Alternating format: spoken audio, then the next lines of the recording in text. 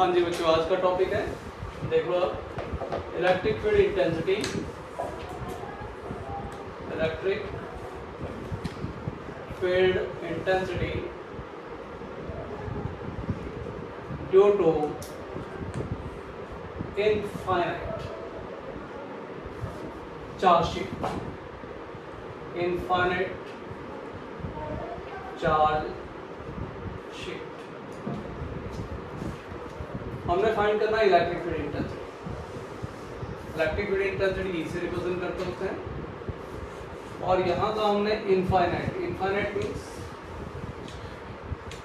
Length of charge sheet is very large.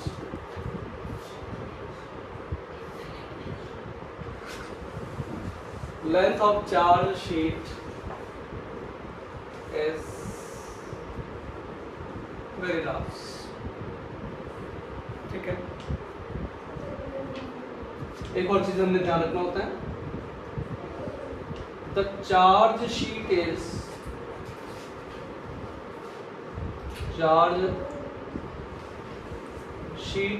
Thin. Thick का नहीं आएगा, थिन का कंसेप्ट हम लेके चलेंगे।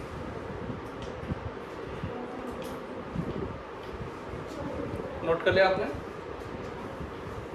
चलिए आगे, पहले डायग्राम हम कंप्लीट करेंगे इसकी। हमने कह दिया there is a infinite thin charge sheet, it mean that its dimensions are very large,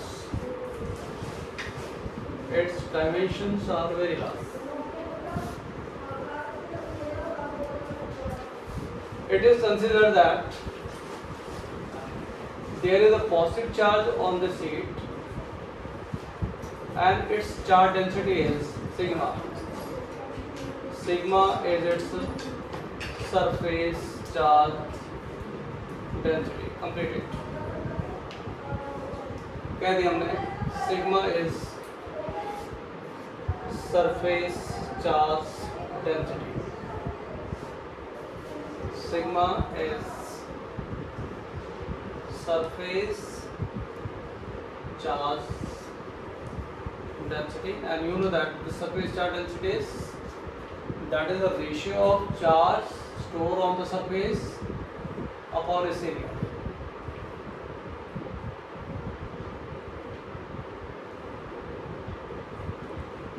Right, and we have to find electric field intensity at any point. The point may be here, the point may be here, यहाँ यहाँ इधर भी you can take anywhere the point.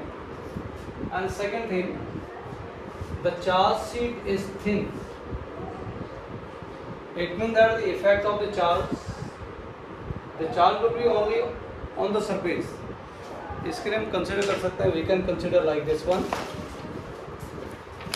एक page ले लेते हैं।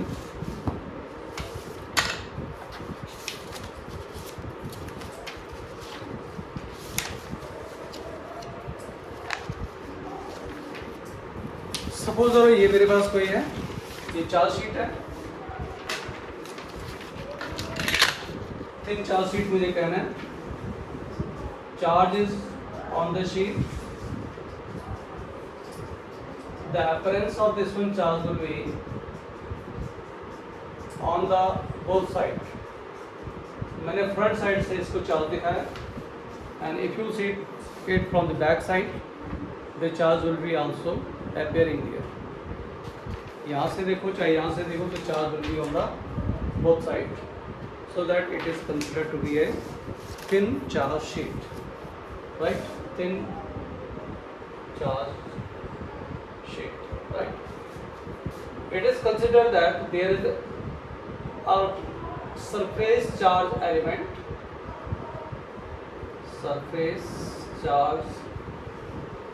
element, the charge on the surface is dq, its surface area is ds. The effect of its electric field will be directly toward this side. If I am saying that there is a positive charge on this line, the effect of this charge to this point will not be there, the effect of this charge to this may not be there because these field lines will be parallel to each other. ये सारा का सारा effect parallel दिखाएंगे, यानी यहाँ से जो field line चलेंगे they will be parallel to each other, right. This one is the circular in shape and I can consider that this one is the disk. Area of this one is ds, charge on it is dq, then I can say that surface charge density sigma will be equal to dq upon ds, and I can say that dq will be equal to sigma into ds. Is it clear or not? Okay. इसके लिए मुझे Gaussian surface trace करना है. इस charge का effect यहाँ भी होगा, इस चार्ज का इफेक्ट यहाँ भी होगा. It means that its electric field will be to this side, its electric field will toward the side. जैसे मैंने बताया, अगर मैंने इसको चार्ज मैंने किया हुआ है, चार्ज सरफेस चार्ज डेंसिटी अगर मैं दिखा रहा हूँ इस पर, यानी इसका इफेक्ट चार्ज का अपीयरेंस फ्रंट साइड भी है, चार्ज का अपीयरेंस बैक साइड भी है, यानी सेम कोई भी एलिमेंट्री सरफेस एरिया मैंने अगर ट्रेस कर लिया, if I am using this one elementary surface area, its effect will be to the front side and it will be also toward the back side. यहाँ भी होना इसका इफेक्ट, यहाँ भी होना इसका इफेक्ट. आगे चलिए. It means that if I want to draw the Gaussian surface, ये एक तरह से डिस्क की शेप है, जैसा आपका चार्ज होगा उसी तरह का आपने Gaussian surface ट्रेस करना है. सपोज दैट इसकी ज्योमेट्री इस पॉइंट चार्ज किया है तो बाहर आप स्फेरिकल ड्रॉ करोगे. सपोज करो आपके पास लाइन चार्ज है तो आपने इसको एनक्लोज करने के लिए क्या करोगे, सिलिंड्रिकल ड्रॉ करोगे. अगर डिस्क की शेप है तो डिस्क की शेप के लिए आपको, डिस्क एक सिलेंडर टाइप का है तो इसको एनक्लोज करने के लिए गॉसियन सरफेस आपको डिस्क शेप ही देनी पड़ेगी. It means that the Gaussian surface should be drawn here that will be in the cylindrical in shape. It will be exactly in the cylindrical in shape. यहाँ इसका effect आएगा, electric field will be to this side, और dotted line draw करो यहाँ इस side to the back side. There will be effect of its charge on this side. It means that it will generate the electric field on both of the side. ये मैंने एक Gaussian surface trace किया है. Disc की shape है, disc और cylinder same geometry होती है इनकी. जैसी इसकी शेप होगी ज्योमेट्री उसी तरह का आपने गॉसियन सरफेस ट्रेस करना है. So that the Gaussian surface which is traced here, that will be cylindrical in shape. Like this one. कह दीजिए this one is the Gaussian surface around the charge dq. Gaussian surface around the charge dq. Right? Now apply the Gauss theorem according to Gauss theorem. According to Gauss theorem, what will be electric flux?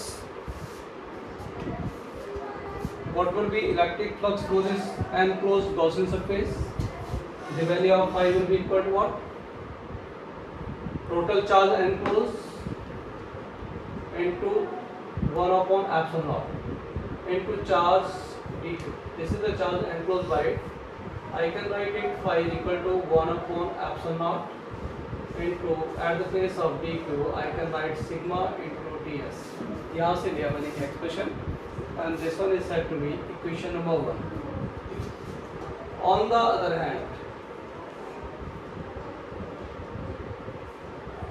hand, the value of phi, electric flux through any closed surface is surface integral of electric field along that surface. Surface integral of the electric field along that surface.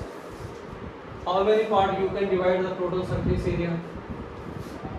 First part, second part and third one is the top. 3 part में हम इसको divide करेंगे. It will be E dot ds through the surface 1 कर देता हूँ मैं यहाँ पे, actually this one is the elementary surface area, तो यहाँ इंडिकेशन ना भी डालो तब भी चल जाएगा अलॉन्ग द सरफेस पर। वैसे तो इंडिकेशन डालना होता है, नहीं डालेंगे। क्यों नहीं डालेंगे? क्योंकि ये एलिमेंट्री सरफेस एरिया, तो ये भी आपका एलिमेंट्री सरफेस एरिया है। ये पॉजिटिव चार्ज इधर है तो इसका इलेक्ट्रिक फील्ड इस तरफ आएगा, this is the direction of the electric field. इसका जो सरफेस एरिया आएगा उसकी डायरेक्शन भी आएगी, this one is also direction of the electric field. It is the electric flux through the surface one. Similarly, the electric flux through the surface, ये positive charge है तो इसका इलेक्ट्रिक फील्ड बाहर हो जाएगा, इसका सरफेस एरिया ही बाहर हो जाएगा, ds की डायरेक्शन भी यहाँ आएगी। क्लियर है? Angle between E and ds will be 0. Similarly, angle between ds and E will be equal to 0. Angle between area vector and the electric field will be 0.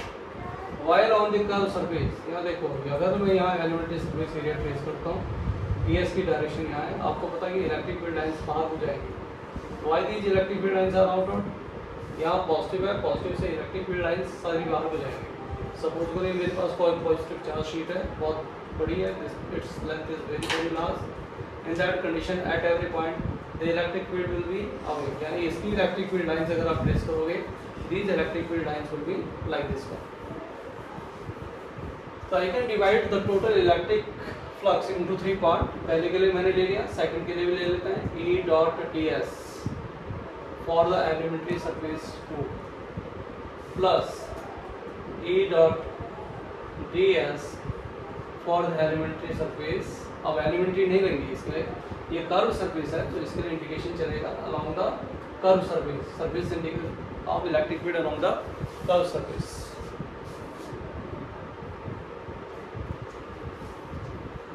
Put all these values,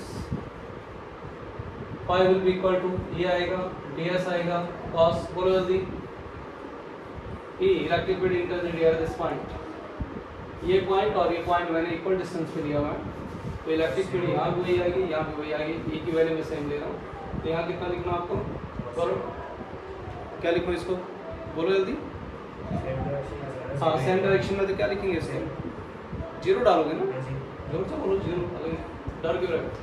हाँ जी, next क्या लिखेंगे इसको, ये आएगा आपका, ds आएगा, साथ में cos 0 आएगा, राइट, प्लस कर्व सरफेस के लिए क्या डालोगे, यहाँ एंगल कितना आपका 90 डिग्री, इंडिकेट भी कर रहे हैं आप, इंडिकेशन का साइन डालोगे, E डालोगे, ds डालोगे, साथ में क्या डालोगे, cos 90 डिग्री डालोगे। ये cos 90 वाला आपका 0 हो जाएगा, cos 0 की वैल्यू 1 होती है, cos 0 की वैल्यू 1 होती है, यानी phi की वैल्यू मुझे क्या डालनी चाहिए, phi will be equal to what, E आएगा, ds आएगा, plus E into ds, it will equal to 2 times of E into ds।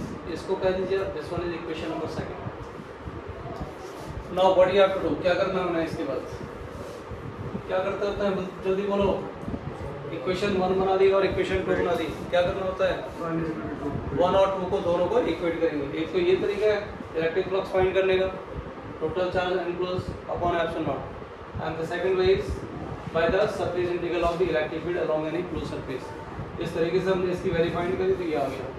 तो यहाँ to equate equation number 1 and 2, तो आप लिख लेंगे इक्वेटिंग इक्वेशन नंबर 1 एंड 2, या लिख लीजिए आप from equation 1 and 2, equate both of these two equation, what will get, क्या लिखेंगे बोलो जल्दी बोलो, 2 आएगा, E आएगा, ds आएगा, उसकी वैल्यू कितनी लिखनी चाहिए मुझे, हाँ ये लिख ले, ये वाले सेकंड इक्वेशन पहले लिखी, फर्स्ट इक्वेशन लिखी आप, सिग्मा आएगा, ds आएगा, अपॉन कितना आएगा, एप्सिलॉन नॉट, ds कैंसिल हो गया, E की वैल्यू आ गई, सिग्मा आ गया, 2 आएगा, एप्सिलॉन नॉट आ गया, ये तो मेरे पास इसका मैग्नीट्यूड आ गया।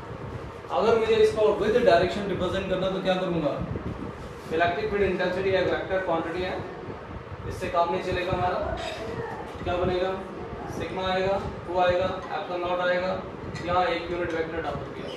What should be the direction of the N unit vector कहाँ बनेगा, away from the sheet, away in normal direction,